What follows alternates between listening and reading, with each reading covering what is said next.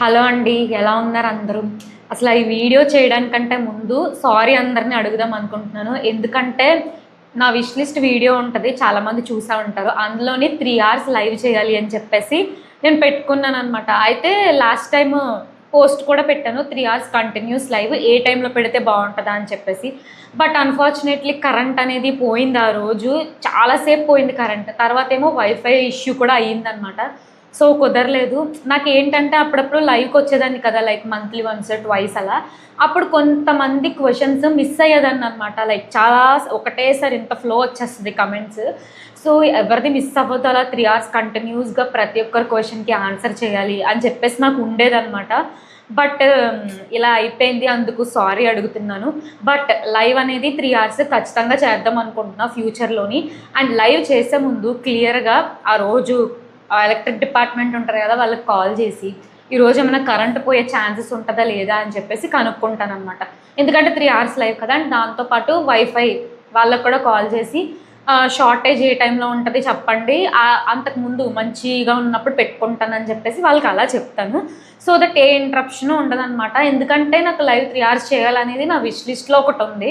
So wish list ఒక్కొక్కటి చేసుకుంటూ వస్తున్నాం కాబట్టి అది కంపల్సరీగా చేయాలి. అందుకు ఐయామ్ సో సారీ. బట్ నేను ఖచ్చితంగా ట్రై చేస్తాను. సో ఇప్పుడు ఇంకా వీడియోలోకెళ్ళిపోదాం. Welcome to Sumi talks. Like, share and subscribe. So రీసెంట్‌గా కార్ వీడియో అప్లోడ్ చేశాను కదా! అప్లోడ్ చేసినప్పుడు చాలా కమెంట్స్ వచ్చినాయనమాట. ఆ కమెంట్‌లోని ఒక కమెంట్ ఏంటంటే, కార్ కొన్న తర్వాత ఇలా హారతి ఇస్తాం కదా! కొబ్బరికాయ ఇది హారతి ఇస్తుంటే ప్రెగ్నెంట్ లేడీస్ అలా హారతి ఇవ్వకూడదు. అది సాంప్రదాయం కాదు అని చెప్పేసి అన్నారనమాట. అండ్ చాలామంది కూడా కంగ్రాచ్యులేట్ చేశారు. కంగ్రాచ్యులేషన్స్ అక్క ప్రెగ్నెంట్ కదా! అని చెప్పేసి అండ్ చాలామంది కంగ్రాచ్యులేట్ చేశారు. ఒక విషయం ఏంటంటే ఐయామ్ నాట్ ప్రెగ్నెంట్. ఈ మధ్యన నాకు ఐ సర్జరీ అయిన తర్వాత ఆ టాబ్లెట్స్ దానివల్ల బాడీలో చేంజెస్ వచ్చి కొంచెం వెయిట్ పుట్ ఆన్ అయిపోయాను. 15 కేజెస్ వెయిట్ పుట్ ఆన్ అయ్యాను. అందువల్ల కొంచెం ఫేస్ కొంచెం బుగ్గలొచ్చి కొంచెం లావు అయ్యాను తప్ప ప్రెగ్నెంట్ కాదు. అండ్ అది పొట్టలా కనిపిస్తుంది కదా! అది ప్రెగ్నెన్సీ బెల్లీ కాదది. అది ఫ్యాట్ ఉన్న బెల్లీ అనమాట. So I'm not pregnant. But ఎవరైతే మనస్ఫూర్తిగా కంగ్రాచ్యులేట్ చేశారో వాళ్ళందరికీ thank you so much. I'm not pregnant. So next question ఏంటంటే, కార్ మోడల్ ఏంటి? ఎంత కాస్ట్ పడింది అని కూడా అడిగారు. కార్ మోడల్ వచ్చేసి రెనాల్ట్ కైగర్. అది 5 సీటర్. సో కాస్ట్ వచ్చేసి 9 పాయింట్ సమ్ చేంజ్ ఎంతో పడింది. లైక్ 9.3 4 నాకు అంత ఐడియా లేదు. జై అయితే 9 పాయింట్స్ చేంజ్ చెప్పాడు. నాకు ఇప్పుడు గుర్తు రావట్లేదు ఎగ్జాక్ట్‌గా ఫిగర్. సో అంత పడిందనమాట. అయితే అందులోనే ఇంకో కొంతమంది కమెంట్ పెట్టారనమాట. లైక్ ఎలాగా, ఎందుకు రెనాల్టే చూస్ చేసుకున్నారు? చాలా ఉన్నాయి కదా! వేరే కంపెనీస్ కూడా ఉన్నాయి కదా! అని చెప్పేసి అడిగారనమాట. 2019లోని జైకి ఒక కార్ ఉండేది. Renault quid. అది తన ఫస్ట్ కారు. ఫస్ట్ కొన్న కార్ అనమాట. అయితే అది కంఫర్ట్ బావుంటది. అని తనకి ఇష్టం ఆ కార్ కూడా. చాలా ఫేవరెట్ కార్ అది. అండ్ నాకు కూడా ఆ కార్‌లో కూర్చున్నప్పుడు భలే కంఫర్ట్ అనిపించింది. చిన్నగా క్యూట్‌గా ఉన్నా కూడా కొంచెం బాగా కంఫర్ట్ ఫీల్ అలా అనిపించేది. మేబీ అందుకోసం తీసుకున్నాడేమో రెనాల్ట్. అదే అయ్యుంటది రీజను. సో అందుకు రెనాల్ట్ చూజ్ చేసుకున్నాము. అండ్ కాస్ట్ గురించి కూడా నేను ఎక్స్‌ప్లెయిన్ చేసేసాను. అండ్ చాలామంది అడిగారనమాట. ఎలా అంటే ఫుల్ పేమెంట్ చేశారా? లేదంటే లోన్, ఈఎంఐ అలా ఏమన్నా తీసుకున్నారా? అని చెప్పేసి కూడా అడిగారు. ఫుల్ పేమెంట్ అయితే మేము చేయలేదు. డౌన్ పేమెంట్ అంట కొంచెం కట్టి లైక్ ఒక 3 lakhs డౌన్ పేమెంట్ కట్టి రిమైనింగ్ ఈఎంఐలో పెట్టుకున్నాడనమాట. అది ఉంటది కదా తనకి ఆఫీస్‌లో అలా. సో అలా పెట్టుకున్నాడు రిమైనింగ్. సో మంత్లీ ఇంతింత ఇన్‌స్టాల్‌మెంట్ అని చెప్పేసి కట్టాలి. సో కార్ అయితే ఈఎంఐలో తీసుకున్నాం. ఫుల్ పేమెంట్ అయితే చేయలేదు. ఇంకా అంత లెవెల్‌కి ఎదగలేదనమాట. ఒక్కటేసారి ఇలా ఫుల్ పేమెంట్ చేసి అంత ఎదగలేదు. బట్ ఏ రోజుకైనా అలా వెళ్ళాలనేది కోరిక ఉంటదనమాట. సో ఈ కమెంట్ అయితే ఒక 10 మెంబర్స్ అయినా పెట్టుండొచ్చు మేబీ. 10 కాదు ఇంకా అంతకు మించి ఎక్కువే. ఏమనంటే హస్బెండ్ పట్టుకొని అరే ఏరా ఒరే అని చెప్పి పిలుస్తున్నావు, అలా మాకు నచ్చలేదు అన్నట్టు కమెంట్ పెట్టారనమాట. ఏం చేయను, నాకు స్టార్టింగ్ నుంచి ఇంకా అలా అలవాటైపోయింది. అరే అరే అని చెప్పేసి ఇలా పిలవటం. బట్ నాకే ఒకసారి అనిపించిందనమాట. నేను అలా పిలుస్తుందని నీకు ఓకే కదా, కంఫర్టబుల్లే కదా నువ్వు అని అంటే, ఇట్స్ ఓకే 2025లో కూడా ఎవరంత పట్టించుకుంటారు, నీ ఇష్టం, నీకు ఎలా పిలవాలంటే నువ్వు అలా పిలువు, నేను నాకు నచ్చినట్టు పిలుచుకున్నప్పుడు నీకు కూడా అలా పిలిచే అధికారం నీకు ఉంది కదా అని చెప్పాడు. సో అందుకు నేను అలా పిలిచాను. బట్ చాలామంది అఫెండ్ అయ్యారనమాట. ఎందుకంటే మీ పర్సనల్ లైఫ్లో ఉన్నప్పుడు అరే ఒరే అని పిలుచుకున్నా పర్వాలేదు, when it comes to social media ఇలా బయట వచ్చినప్పుడు పబ్లిక్లో అరే అని పిలిస్తే కొంచెం బాగాలేదు అని చెప్పేసి అన్నారనమాట. సో ఇక్కడ నుంచి వీడియోస్ చేసేటప్పుడు మాత్రం ఐ ట్రై టు కంట్రోల్. రా అని చెప్పి పిలవడం మానేసి అట్లీస్ట్ నేమ్తో అయినా పిలుస్తాను. ఏవండి శ్రీవారు అని అలా పిలుస్తాను. నాకు రాదు అలా పిలవటం, ఎందుకంటే ఫస్ట్ నుంచి అలవాట్లేదు కదా, కొంచెం ఆడ్గా ఉంటుంది. అండ్ జై కూడాను నన్ను ఏమే అని చెప్పి పిలవడు, ఎందుకంటే తను తమిళియన్ కదా, అడి అంటాడు అనమాట. అడి అంటే తమిళ్లో వే, తెలుగులో వేల, అలా తమిళ్లో అడి అడి అని పిలుస్తాడు, లేదంటే సుమి అని పిలుస్తాడు. ఇది నాకు అలవాటు. ఆల్ ఆఫ్ వస్తాడని జయకుమార్ వచ్చి సుమా అని పిలిచాడంటే నాకు అర్థమైపోద్ది, ఓకే తన కోపంగా ఉన్నాడు అందుకే నన్ను సుమా అని పెట్టి పేరు పిలిచాడు అని చెప్పేసి. అలాగే నేను కూడా తనని రా అని అన్నానంటే ఏదో క్యాజువల్గా ఏదో ప్రేమగా నార్మల్గా పిలిచేశాను అని చెప్పేసి. ఎప్పుడైనా పేరు పెట్టి అంటే జయకుమార్ అని పిలుస్తాను, ఎప్పుడైనా జై అని చెప్పి పిలిచానంటే తనకే అర్థమైపోద్ది నేను కోపంతో పిలిచాను అని చెప్పేసి. బట్ ఎందుకంటే చాలామంది వీడియో చూస్తున్నారు కాబట్టి అట్లీస్ట్ వీడియోలో ఉన్నప్పుడు రా అని చెప్పి పిలవడం మాత్రం నేను ఆపుకుంటాను, ట్రై టు కంట్రోల్. ఇంకో కమెంట్ కొంచెం బాధ అనిపించింది. ఏంటంటే బెట్టింగ్ ప్రమోషన్ పుణ్యమా అని చెప్పేసి కార్ కొనేసావు అని చెప్పేసి అన్నారనమాట. నన్ను డే 1 నుంచి ఫాలో అవుతున్న ఎవరైతే సబ్స్క్రైబర్స్ ఉన్నారో వాళ్ళకి తెలుసు, నేను ఫస్ట్ నుంచి టిల్ టుడే ఎప్పుడు బెట్టింగ్ ప్రమోషన్ నేను చేయలేదు. నేను దానికి ఖచ్చితంగా బల్లగుద్ది మరీ చెప్పగలను, నేనైతే చేయలేదు. కోర్స్ నేను ఒప్పుకుంటాను, బ్యూటీ ప్రోడక్ట్ ప్రమోషన్స్ నేను చేస్తాను, ఎందుకంటే అది స్కిన్ కేర్ అనేది అది హైజీన్లోకి వస్తుంది, ప్రతి ఒక్కరికి అవసరం కాబట్టి అది నేను చేస్తాను. నాకు సూట్ అయ్యే ప్రోడక్ట్స్ ఏది ఉంటాయో, నా స్కిన్కి మంచిగా ఉండేది ఏవైతే ఉంటాయో అవి నేను ఖచ్చితంగా ప్రమోట్ చేస్తాను. ఎందుకు అంటే స్కిన్ కేర్ అనేది ఒక ఎసెన్షియల్ కాబట్టి అది నేను ప్రమోట్ చేస్తాను తప్ప బెట్టింగ్ యాప్ ప్రమోషన్ నేను ఇప్పటికి వచ్చి చేయలేదు.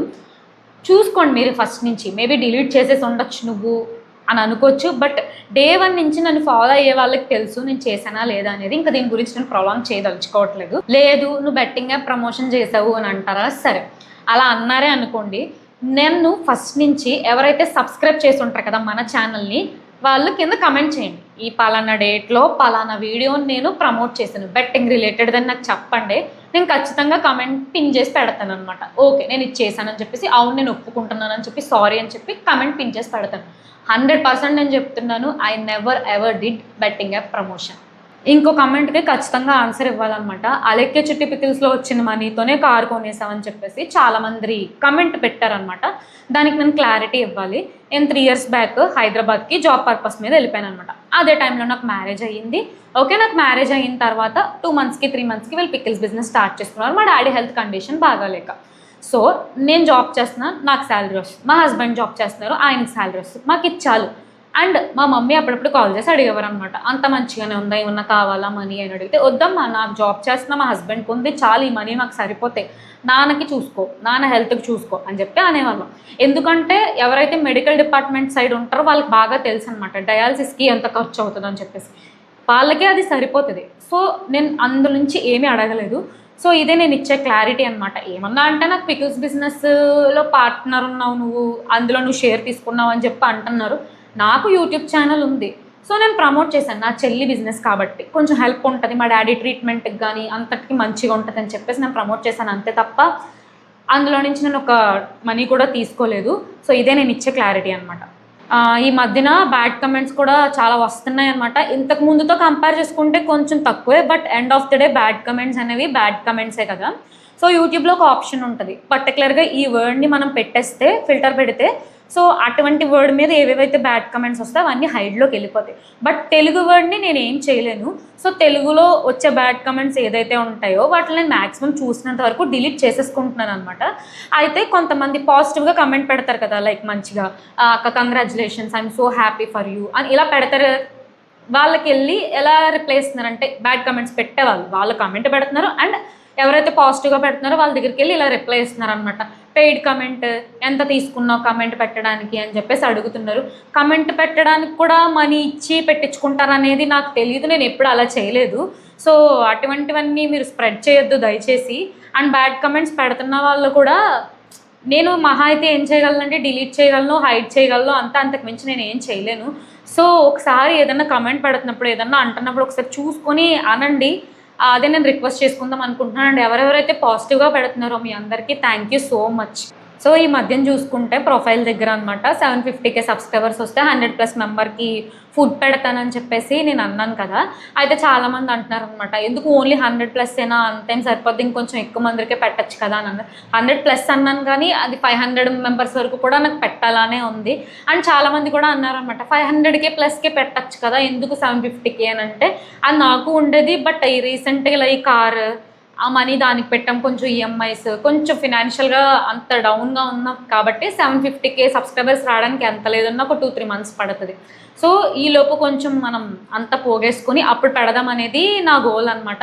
అంటే 750K సబ్స్క్రైబర్స్ వస్తే భోజనాలు పెట్టాలని ఏంటి అంటే ఒక్కొక్కరికి ఒక టార్గెట్ ఉంటుంది కదా. లైక్ ఫర్ ఎగ్జాంపుల్ నాకు జాబ్ వస్తే తిరుపతి వచ్చి మొక్కుకుంటాను, ఆర్ నాకు అది వస్తేని ఇలా అనుకుంటారు కదా. అలా నాకు 750K సబ్స్క్రైబర్స్ వస్తే ఇలా 100+ మెంబర్స్కి భోజనాలు పెట్టాలి అని చెప్పేసి నాకు ఉండేదన్నమాట. సో 750K సబ్స్క్రైబర్స్ వస్తే అదే ఎందుకు చేయాలి అని అంటే 750K సబ్స్క్రైబర్స్ అంటే అది నాట్ చిన్న కౌంట్ కదా, చాలా పెద్ద కౌంట్ అనమాట. సో ఏదైనా ఒక మంచి పని చేస్తే బాగుంటుందనే ఉద్దేశంతో నేను అలా అనుకున్నాను. సో అందుకే అది చేద్దాం అనుకుంటున్నాను అనమాట. 750K సబ్స్క్రైబర్స్ త్వరగా రావాలని చెప్పేసి కోరుకుంటున్నాను అనమాట. అండ్ వాళ్ళకి పెట్టే ఫుడ్ కూడా నేను ఎవరి దగ్గర నుంచి మనీ డొనేట్ చేయండి అని చెప్పేసి నేను ఏం అడగను. జస్ట్ లైక్, షేర్, సబ్స్క్రైబ్ అంతే. మీరు ఏం ప్రాబ్లమ్స్ ఉన్న లైఫ్లో కాసేపు ఈ వీడియో చూస్తున్నంతసేపు, ఈ వీడియో అయినా ఏ వీడియో అయినా నాకు సంబంధించింది చూస్తున్నంతసేపు కాస్త మనసు ప్రశాంతంగా కాస్త హ్యాపీగా ఉండాలి అనే కోరుకుంటున్నాను అంతే తప్ప ఎవరి దగ్గర నుంచి నేను మనీ ఎక్స్పెక్ట్ చేయట్లేదు. సో 750K సబ్స్క్రైబర్స్ త్వరగా వచ్చి అది నేను కోరిక నెరవేర్చుకోవాలని కోరుకుంటున్నాను అనమాట. అండ్ ఏంటంటే అది 100+ మెంబర్స్కి ఫుడ్ పెట్టాలనేది కూడా నా విష్ లిస్ట్లో ఒకటి ఉంది. సో అది కూడా ఫుల్ఫిల్ చేసినట్టు అవుతుంది. సో త్వరగా 750K సబ్స్క్రైబర్స్ మన సుమి టాక్స్ యూట్యూబ్ ఛానల్కి రావాలని చెప్పేసి కోరుకుంటున్నాము. అండ్ ఎవరెవరైతే కార్ కొన్నప్పుడు కంగ్రాచులేట్ చేశారో మీ అందరికీ థ్యాంక్ యూ సో మచ్. అంతే అండి. ఇంకా అన్ని క్వశ్చన్స్కి చాలా వరకు నేను ఆన్సర్ చేశానని అనుకుంటున్నాను. ఐ హోప్ ఈ వీడియో మీకు నచ్చినట్లయితే లైక్, షేర్, సబ్స్క్రైబ్ చేయండి. బాయ్.